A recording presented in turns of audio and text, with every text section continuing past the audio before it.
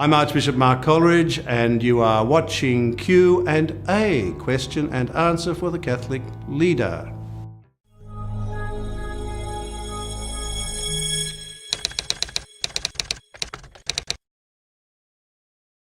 Evangelization is a big word for something which at its heart is very simple. It simply means passing on to others the good news that we have received from Jesus himself. Now, Jesus is the good news. He gives us himself, and he expects us not just to sit on the gift that we have been given, but to pass it on to others, because he knows that there's a lot of bad news out there. We live in a world where we seem to drown in the bad news. Even in the church, lots of bad news. But at the heart of the church there blazes the good news that we are called to pass on to others who are at risk of drowning in bad news. And God help the church if we either cease to hear the good news, hear only the bad news, or if we fail to pass on to others the good news that we have received. In other words, allow them to drown in a tide of bad news. So in every age, the task of the church has been to pass on the good news. The church doesn't just have a mission, the church is a mission. And a church sitting around just looking and talking to each other, circling the wagons, a kind of a glee club, that's not the Church of Jesus Christ. We can say that with absolute certainty. The Church of Jesus Christ is one that has him living, the crucified and risen Christ at its heart. He is the good news, and we pass him on to others who are desperately in need of the good news which only he can be and provide. Now, these days we speak of the need for a new evangelization.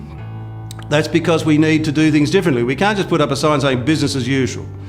Things that might have worked well in the past don't necessarily work well now. So we have to find new methods, new expressions, new fire in the belly. Here I echo the words of Pope John Paul II, who coined the phrase the new evangelization way back in the late 1970s. He said we need something that's new in ardour, new in method, new in expression. So that's what we need, a new surge of gospel energy at a time when we're under pressure and where there can be a temptation to circle the wagons. That would be our fatal mistake. We've got to roll the wagons out into new territory. Now, that can sound highfalutin and too big for little people like you and me. But in fact, evangelization begins with one simple decision that I will reach out and not just retire into a private, self-protective world and see my Christianity as something just for me. So there's got to be a decision, first of all, a decision in the end to be a missionary. Now, you mightn't feel up to it, but that's never the issue. That's the call of Jesus. And those whom Jesus calls, he also equips for the task. You've got to make that act of faith as well, that the one who calls you will equip you. And then you have to do something. You have to take a first step. Pope Francis has just written us this letter, let's call it a letter. And he's summoning the whole church. He says here, we are all missionary disciples, all of us. We used to say that missionaries were those who went to countries like Africa and Asia and preached the good news to those who had never heard of Jesus Christ. Well, now we think differently. Now is the time to see, as the Pope says, we are all missionary disciples. But doesn't mean that you have to go to the other side of the world. Just right where you are, whoever you are, you've got to make a decision to reach out, and you've actually got to do something. And the Pope says that the first people to reach out to are the poor, those who are broken, those who are wounded, those who are on the margin. They're there, they're often invisible. So at the heart of all this talk about evangelization and new evangelization is a very simple question.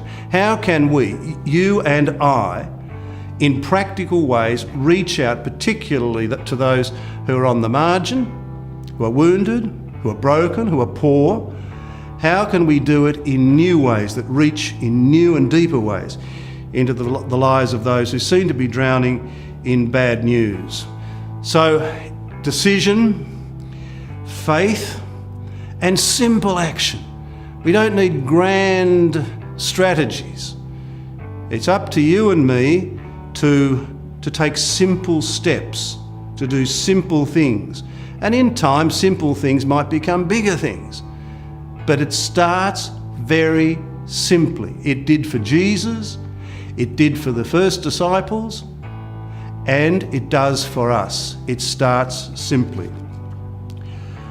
Let me read to you words that the Pope has written about what he calls an evangelizing community. In other words, we don't do this on our own. We do it together. And I personally think that a lot of the running sores of the church will remain running sores unless and until we become more missionary, more an evangelizing community, become more what we are called to be. Here are the words of Pope Francis. And again, they hit the nail on the head, as he so often does in the words that he's written to us in this document called The Joy of the Gospel. That's what we're called to share, the joy of the gospel. He writes this: an evangelizing community gets involved by word and deed in people's daily lives. It bridges distances, it's willing to abase itself if necessary, and it embraces human life, touching the suffering flesh of Christ in others.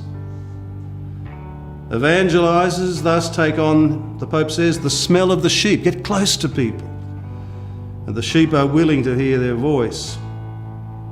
An evangelizing community is also supportive, standing by people at every step of the way, no matter how difficult or lengthy this may prove to be. It's familiar with patient expectation and apostolic endurance. So what do we need to become an evangelizing community?